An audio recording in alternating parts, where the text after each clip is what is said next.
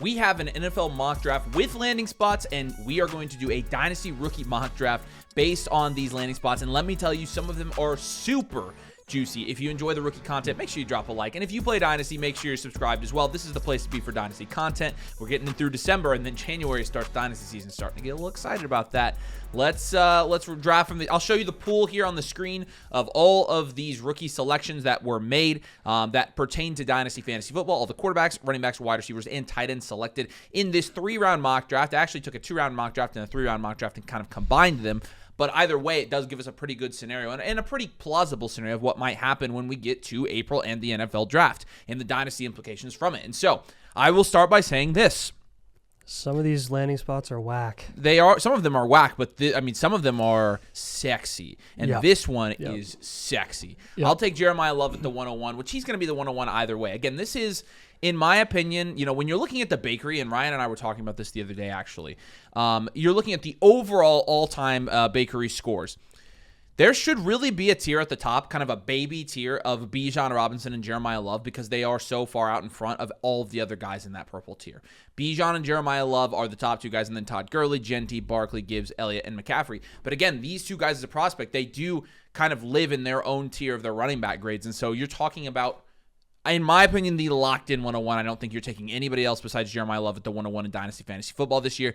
And if he goes to the Minnesota Vikings, oh my gosh, talk about, dare I say, no, I'm not going to say that. I'm not going to say that. You know what I'm going to say. You know what I want to say, though, but I'm not going to say it. Dynasty running back one. Yeah. Well, that, but, going to the Vikings, a running back, you know what I want to say about a Vikings running back, but I'm not going to say it. Dalvin Cook. Dalvin Cook. That's exactly what I was going to say. Yeah. But, or Adrian Peterson. That's the one. Yeah. Did you really think I was thinking Dalvin Cook? Well, I was just thinking most recent highly productive player. Dalvin Cook was great. Jeremiah Love, if he goes to the Vikings, he could be the next Dalvin Cook. Well, wouldn't that be great? I mean, it would be great. Okay. You are. We're not on the same wavelength yet, but Love it would be a perfect spot. I mean, for you him. want me to tell you what Dalvin Cook did? Playing at Kevin O'Connell, he's better than Dalvin Cook was. He is. I know Dalvin Cook was good, but he's better than that. Kevin O'Connell's offense, obviously this year not great. I think they would lean very heavily on Jeremiah Love if they were to bring J.J. McCarthy back to be the quarterback next year. And I don't think it would necessarily hurt Jeremiah Love because of the level of, Bijan Robinson is playing on a team with a very tough QB situation and is still averaging 20 a game right now. That should tell you what, I would expect from Love when he does go to a team like this, if they do still have a quarterback problem. Now, there's always the chance that the Vikings fix their quarterback problem, but either way, the offensive fit here being with a very good offensive mind in Kevin O'Connell, he would be fantastic in this offense. 111 draft capital, so you get top 12 draft capital for a running back to a team that is running back needy with a good offensive coach. It's a match made in heaven. Jeremiah Love, you heard it here first, ladies and gentlemen, could be the next Dalvin Cook. That's who he could be. Jordan Tyson may be in that blue tier with guys like JSN, London, DJ Moore, AJ Brown, and Garrett Wilson. But I'm going to go with the guy that has the better landing spot and the better draft capital in this spot, and that is Carnell Tate, who goes 5th overall to the Cleveland Browns. I know it's a gross situation, but in my opinion, spoiler alert, I think it's less gross. I think it's less scary than seeing Jordan Tyson go with Trey McBride and Marvin Harrison Jr. to the Arizona Cardinals next year, because we don't know who's going to be playing quarterback for them. If you told me it's Jacoby Brissett, I'd be like, okay, cool. I'll take Tyson. But I really don't know what that situation is going to look like in Arizona, and that draft capital is great for Tyson, but I don't want to take anything away from Carnell Tate here, who is drafted over Tyson in this mock, who is in that tier below the elite upside tier with, a number of really, really good players that have turned out very, very well. Ted McMillan, actually, who is just in that elite upside tier this past season, and you've seen how good he has looked. Emeka Egbuka also. You've seen two guys who just this season have produced during certain spans of the year at very, very high levels and have established themselves as high-end foundational borderline cornerstone assets. I think with Carnell Tate going to Cleveland, you have seen high productive wide receivers despite how bad it's been there for quite a while. So I really do think that if Cleveland can figure it out or get some relevant passer of the football there in that situation, Carnell Tate's going to eat. All right, I will take Jordan Tyson at the 103, which really sucks because it leaves probably my favorite pick in this draft, Nathan, at the 104. But with Tyson, I think the mistake that we have made in the past that we've kind of learned from is when you have an elite wide receiver prospect that goes to a crowded wide receiver room or pass catching room, you shouldn't fade them a whole lot. You can't let them drop that far. And so with Tyson, like, I'm going to bet on the talent. I'm going to bet on the analytics. The problem is you're betting on that talent and analytics the same thing with Marvin Harrison Jr. in the same offense. From a fantasy football perspective, from a dynasty production perspective, this would be a not ideal landing spot for Jordan Tyson, in my opinion. I think Marvin Harrison Jr. and Jordan Tyson would fit very well together.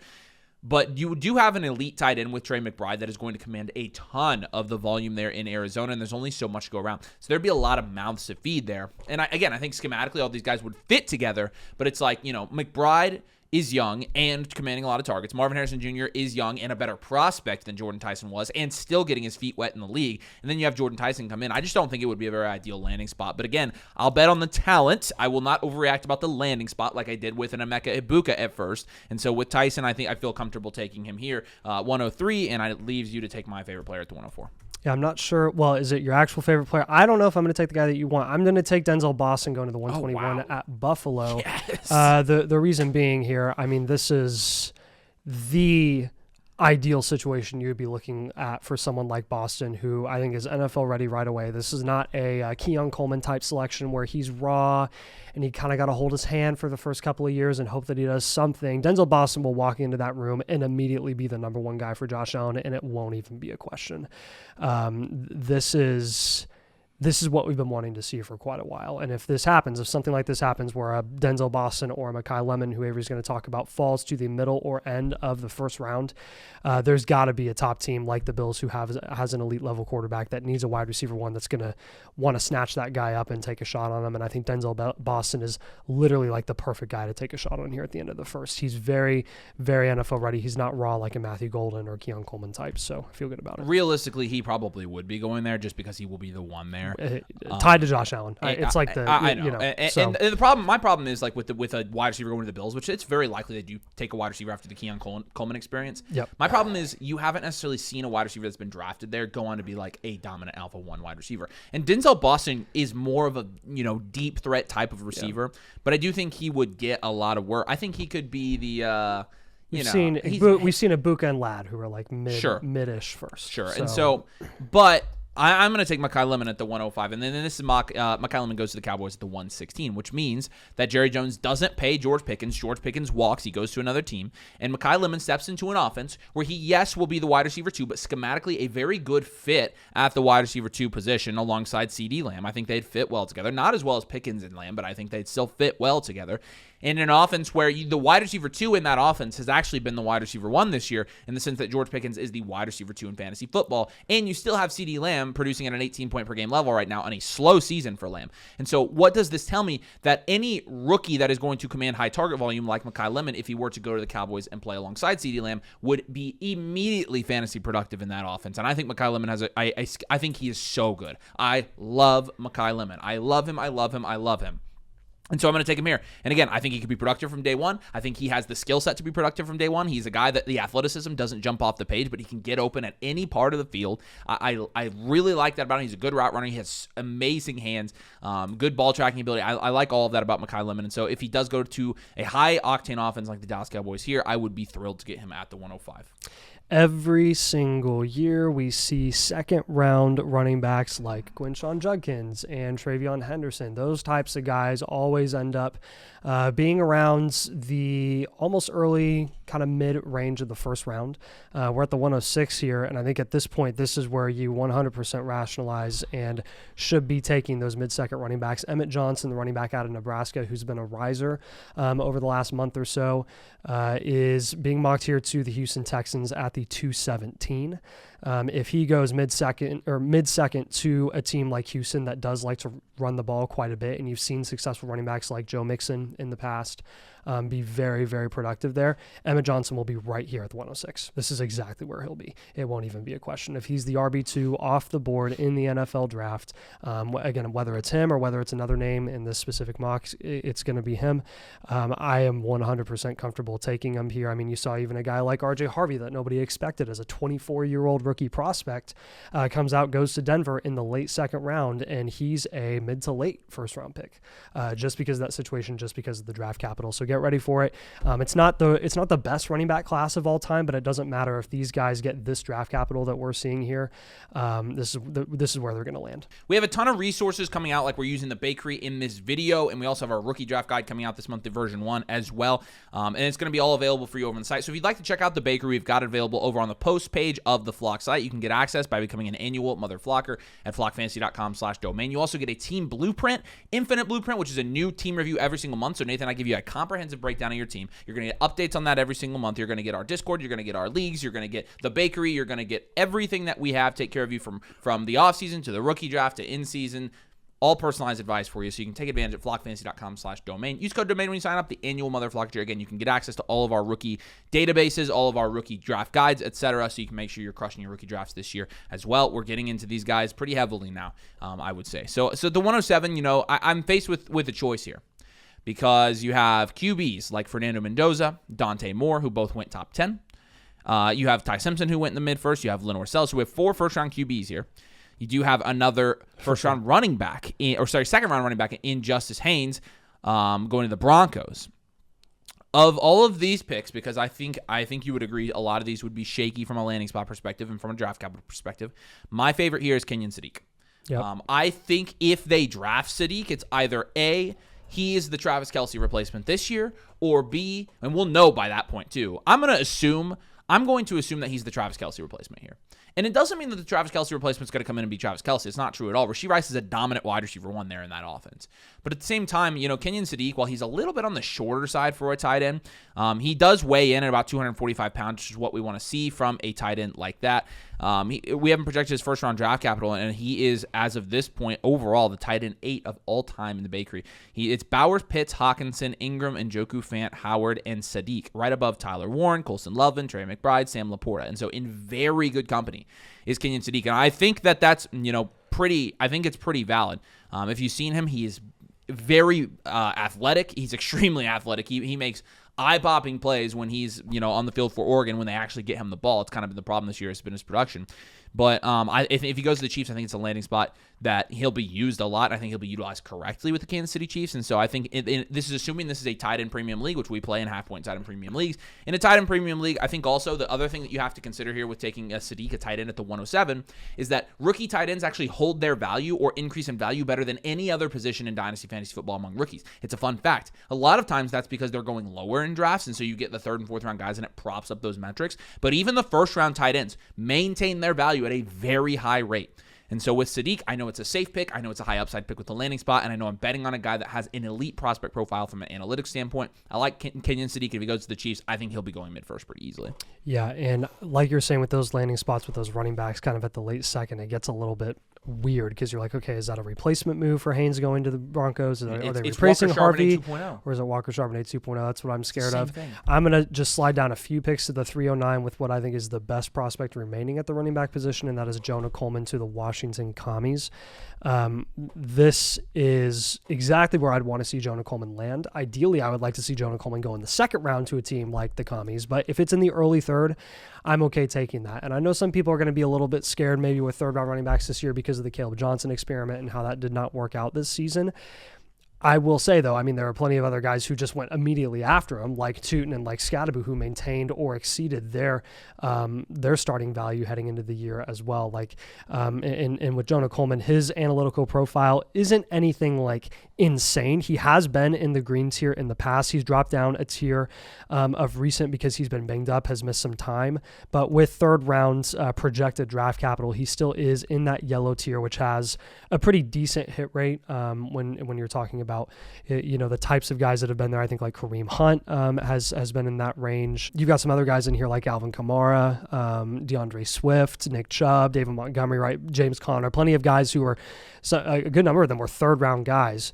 that really worked out and have looked phenomenal. Bucky Irving was also another very notable guy in this tier. Cam Scadaboo and Bashal Tootin, who I just mentioned as well, were in this tier heading into 2025. So with Jonah Coleman, look, we liked him coming out of Washington last year, was hoping that he would declare. He didn't. He stayed back. And he's really looking to be, in our opinion, probably the second highest graded and the second best running back prospect in this class. And I think when you put him in a situation where it's just totally wide open in Washington, nobody's going to compete with him for that job. He's going to take that immediately. And I mean, by the time you get to training camp and you hear all the hype, he's going to be a significant riser if he goes here. All right, the highest selected quarterback in this mock draft is Fernando Mendoza. He goes to the Raiders at the 104. And I like the Raiders landing spot because he is paired with Brock Bowers there, which is obviously a pretty good fit from a weapon standpoint, and he has Ashton Genty. So I think with Mendoza, I think if he does go to the Raiders 104 and you get him at the 109, I think you feel pretty good about that price. And so I honestly think this is where he should probably be going because, again, I don't think he's a quarterback that is going to break fantasy football, but I do think he's a quarterback that will be a solid starting quarterback that's going to be average or above average from a production standpoint. And I think that's about what they're worth as a late first at this point. Look at the range where Jordan Love, Jared Goff, guys like that are going in Dynasty startup drafts, and they're equivalent to a late first right now. And so with Fernando, I like him the most out of all these quarterback prospects. He's my quarterback one for this year. He doesn't have as much rushing upside as some of the other guys on the board, but I don't really care about that. I think he's the safest pick of anybody. And again, when I'm talking about the weapons group, I do think it's a pretty good fit for him. And so with Mendoza, I will see, coaching staff wise, I don't know if the Raiders make any changes there this year. I don't love the fact that he'd be there with Carroll and Chip Kelly and whatever. Like, I don't love Chip Kelly. Chip Kelly got fired already. He did already get fired. Yeah. Oh, that's right. It was like 2 weeks ago. Yeah, I remember that. I don't know from a coaching staff perspective with Mendoza. Like, I don't know how much I love Pete Carroll there. But at the same time, I do think in a super flex league, getting the first quarterback of the board at the 109 is what we're going to see in rookie drafts this year. And I think it will be, still a pretty good price for these guys. So I'll take Mendoza here. He's kind of the take your medicine pick at this point. Give me the last first-round wide receiver off the board here. I'm going to go with Chris Bell, wide receiver out of Louisville, going to Denver at the 130. That's a little sneaky sexy. Cortland Sutton has been okay this year. He's been a wide receiver too. He's been fine. He hasn't been really producing at the consistent level that he was for the second half of last year.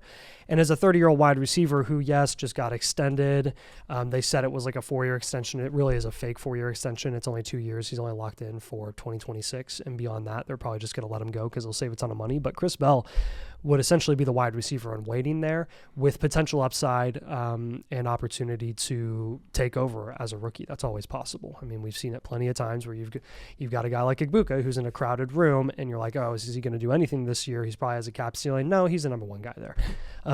Chris Bell is absolutely capable of doing that in this situation. We do like him coming out of Louisville. He's also in the yellow tier here. Right back to back there with Zay Flowers and Nico Collins, Michael Pittman, Lab McConkey, Amon-Ra St. Brown as well. A couple of other wide receivers from this class are also here too. Casey Concepcion, who we really like, Elijah Surratt, who we also really like. But with Bell getting the first round draft capital, this would elevate him quite a bit over those guys.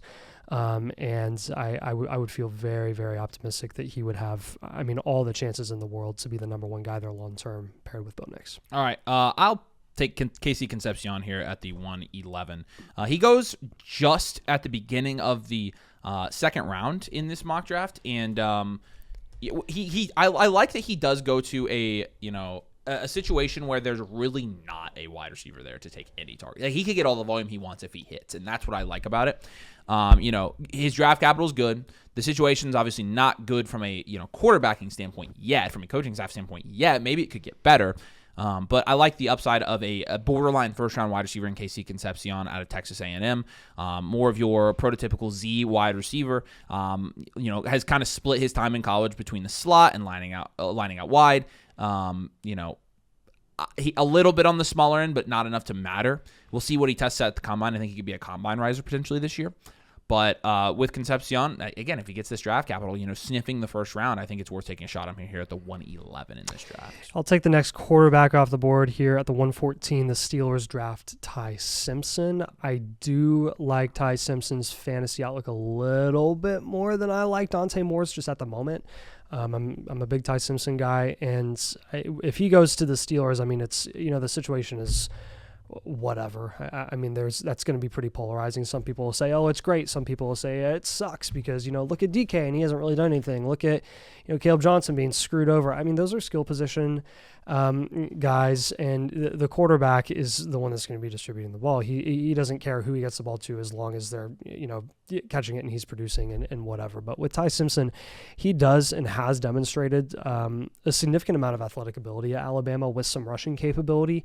He kind of reminds me of like what Bo Nix did at Oregon on the ground with his legs, and that actually has raised Bo Nix's floor quite a bit in Denver. So I would be really interested to see what Ty Simpson could do in Pittsburgh if they did take the shot here, and we'll see what happens. The Steelers have been looking for a QB for quite a while. Obviously, Rodgers is going to be retiring after this season, so I do think this is a very realistic landing spot for a guy like Simpson, and it might be something you want to start thinking about before it happens. I think there's a really big tier of guys here. Dante Moore, I'm just going to have to take him because I thought you were going to take him. He goes to the 107 to the Jets. Like Dante Moore, I think he does have some mobility there that could lead to some fantasy upside as well. So there's a lot of running backs I want to take here as well, and so I'll take Dante Moore knowing full well that I probably would want to take one of the other running backs here very soon.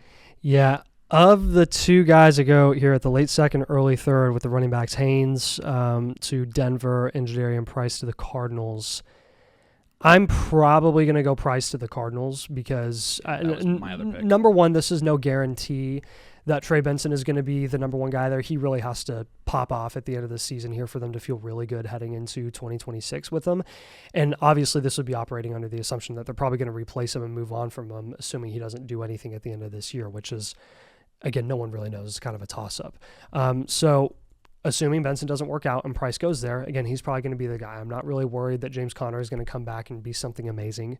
I do think Price would have every opportunity to take over that backfield pretty much immediately. And coming out of Notre Dame, like, he's a really great prospect. The production isn't going to be anything elite level because he's playing behind Jeremiah Love. But the fact that he's been able to make a name for himself with Jeremiah Love, who's one of the better running back prospects that we've seen, alongside Bijan Robinson and Ashton Genty over the last half decade, like, that's really impressive in and of itself. So I'll take the shot there with his talent level. Yeah, I could have honestly taken Jadarian Price at the 111. So like I'm kind of at that point with Price. I think he's that good of a prospect. Justice Haynes is also a very good prospect. I don't love the landing spot. He goes to the Broncos. I think he would be replacing J.K. Dobbins here. And I actually don't think this is that far-fetched for the Broncos to take two running backs in the second round 2 years in a row. We've seen that happen in recent years with the Seattle Seahawks. They've done the same thing. They've had an effective rushing attack. I mean, over those years, it means that, the fantasy ceiling of all of those guys are going to be capped. But, with Harvey, when Harvey's been getting these, this workhorse role, this over 50% snap share role, he's been really inefficient. I'm not quite sure that RJ Harvey is that every down back in the NFL, and I think they might want to use him primarily as like a third down back. And so if that does happen, I can see them totally going out and getting another running back this year to replace J.K. Dobbins and still running that two running back system like they ran this year, and they had a lot of success with it as well. So it's an ugly landing spot for Justice Haynes, who I love. I love Justice Haynes out of Michigan, but I honestly think this is a plausible landing spot. I think this is something that could happen in this year's draft, and while it would be ugly, most running backs going in the end of the second round would be going in the first round of Dynasty rookie drafts. But in this case, I think everybody kind of understands that after we've seen this with a large sample size and a lot of different backfields this year with guys splitting, I think everybody knows that his ceiling would be capped there. And so I will take him here, though he's a second-round running back. They're going to have super high hit rates compared to most guys in this range. So I find this landing spot very intriguing for the second tight end, the last tight end on the board in the first couple of rounds, and that is Eli Stowers to the Dolphins.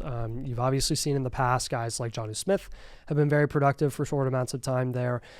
This, in my opinion, would be operating under the assumption that Mike McDaniel is not fired at the end of this year, which I think is actually a possibility. I think there is a avenue where he saves his job because they've actually been pretty competitive. They've been fighting. They've been pretty decent over the last month and a half. They fired their GM. There have been a lot of whispers and a lot of talks about like, hey, the Dolphins, there's no guarantee that they're going to fire McDaniel after this year. Obviously, all of that could change, and then their whole, offensive trajectory could change as a result. But Mike McDaniel likes his tight ends. He went and got Darren Waller out of retirement this year, which a lot of people laughed at, including us. And I think it was worth laughing at. But they need that role player at the tight end position who is versatile, who's a good pass catcher, who can make moves down the field, who has yak ability. And Eli Stowers is athletic enough to do that coming out of Vanderbilt. He does have those tools, and I do think he could be ready as early as a rookie to make a significant fantasy difference as an early second round pick. Yeah, I'm going to take Waymon Jordan here. He goes to the Carolina Panthers at the 315, so an early third round running back. I think this landing spot could get a little bit murky with Chuba Hubbard, with Rico Dowdle there, and they just drafted Jonathan Brooks. So they're kind of in, limbo in terms of what their actual running back position is going to look like. But, Waymon is a guy I love. He's definitely one of my guys this year. It's two USC my guys I have, Mekhi Lemon and Waymon Jordan. So I'm going to take my guy here. I think Waymon Jordan's going to be a good NFL back. You just saw a back that was kind of underrated with later round draft capital come out of USC and earn a starting job this year in the NFL, and he's doing fairly well this year with Woody Marks. He's been a value hit in Dynasty at least. And so I like Waymon a lot. I think he's shifty. I think he runs really well. I think he's going to be a good NFL running back, and I don't mind the landing spot as well. There's a lot of uncertainty there. I think he could easily take it. First round draft capital isn't anything to laugh about, and the only first round guy that we haven't taken yet is Lenoris Sellers out of South Carolina going to the Rams at the 129. I don't necessarily think that Lenoris Sellers is going to declare this year, but if he does, he's the highest rushing upside QB in this class by far. He has tons of traits, tons of tools. If he goes to sit behind a guy like Stafford for a year or two, that's something that I would absolutely take a shot on in the mid-second. We've seen this, again, we've gotten 2 years of this now. Michael Penix, who went in the first round behind a guy like Kirk Cousins, and he fell to the mid-second, and people took a shot on him, and it worked out because he shot up boards pretty quickly. You have guys like Jordan Love, who people waited on. You have guys like Jackson Dart this year, who came out a lot earlier than expected.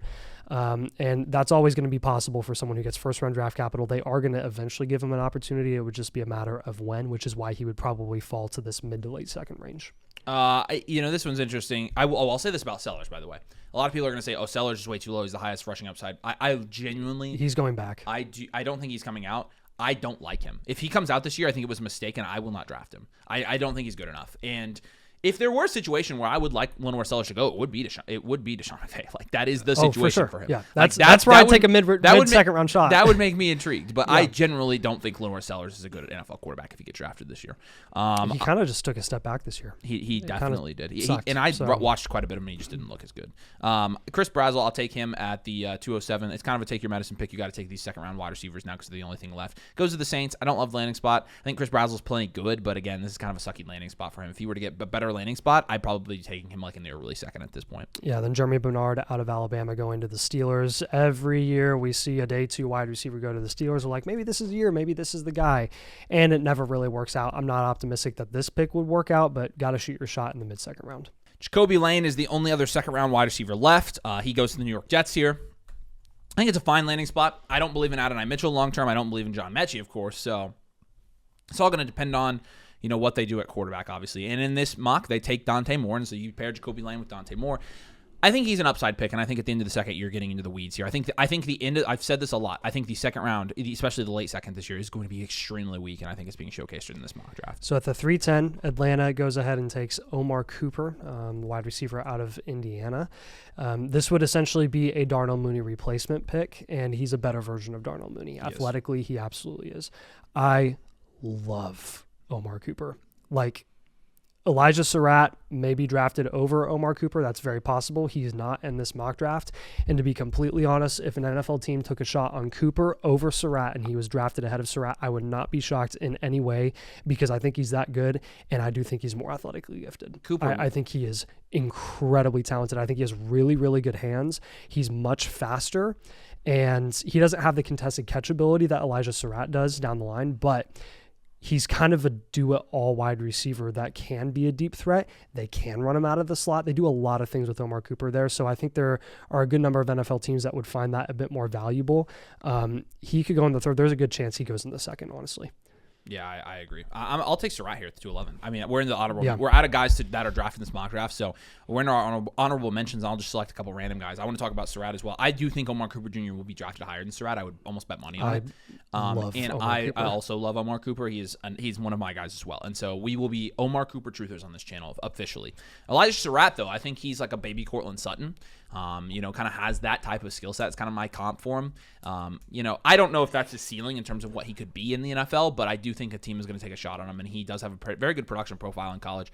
More of a sideline out of bounds type of type of receiver alignment-wise, so he'll line up out wide. A lot of back shoulder throws from Fernando Mendoza this year, but he does have the ability to win quick routes, especially at the goal line. We've seen that sometimes this year as well. So I'll take Surratt here, and I do think he gets drafted by somebody in probably the top 3 rounds. It wouldn't be a mock draft if Nick Singleton were not in the mock draft. That's true. That's true. Singleton has been notably less efficient this season than he really ever has been, and he's had some really good flashes. Against IU, he looked phenomenal. His receiving efficiency throughout his entire college career has been top notch. He's incredibly efficient there. He does leave a lot left to be desired as a true runner, and he needs to get better there. So I don't know if he's going to be a day 2 pick. If he's a day 2 pick, he's probably a 3rd round pick at best. There's a good chance that he probably goes in the 4th round, but his analytics are still very good. The Bakery likes him quite a bit. We still like him quite a bit, a lot more than most people do. He's a very unpopular running back prospect at this point. So I think we're going to continue to tell you guys to not forget him yet until we see how he tested the combine, see where these mocks actually end up having him, where he actually ends up going in the NFL draft. And if he ends up going higher than expected, then we can't really ignore him. So we'll take him here at the end of the 2nd. Yeah, and I will say Kaytron Allen has been the better running back this year. I think Kaytron Allen's a better runner than Nick Singleton is, and Nick Singleton's a better receiving back. And so if you combine them, they'd be a very good prospect, by the way. But the fact of the matter is, you kind of, I think I honestly, if you prefer Kaytron Allen, I don't care. Problem with these Penn State backs is they just, the situation was so murky there this year. I think they could be upside guys, but I'm not sure we've seen from them what we need to confidently take them in the early 2nd in this draft. Into the honorable mentions for the rest of the guys. These are guys that weren't drafted on this mock, but that we really like and we think will probably end up here. Nick Harbor, wide receiver from South Carolina, big dude. Holy smokes. I think he's the guy that bumped the police officer. Did you see that video? No. Oh my gosh, I got to show you that video. You guys know what I'm talking about. Oh my gosh. But anyways, he's a beast. Would not mess with him. Eric Singleton Jr., I like him. He's like the wide receiver 9 in the Baker right now. I think he does get drafted. He had some good stuff against Bama. Oh yeah, he's good. He's solid. He's athletic. Max Clare, tight end of Ohio State, and then we are obviously mentioning the Penn State running backs as well. So there are plenty of other guys I'm sure that we will have on our radar. That this is kind of just we're going based off of this mock draft that somebody else did. We'll drop the mock draft in the comments. I'll try to remember to do that. But do us a huge favor, drop a like if you enjoyed this content. Make sure you're subscribed if you play Dynasty. We're just now getting to scratch the surface of these rookies and now analyzing this class, and we'll have even more for you here very soon. So we appreciate you guys. Make sure you check out the Bakery. We've got it on the site if you want to take a look at all these prospects. Appreciate you guys. Thanks for watching. We'll see you later.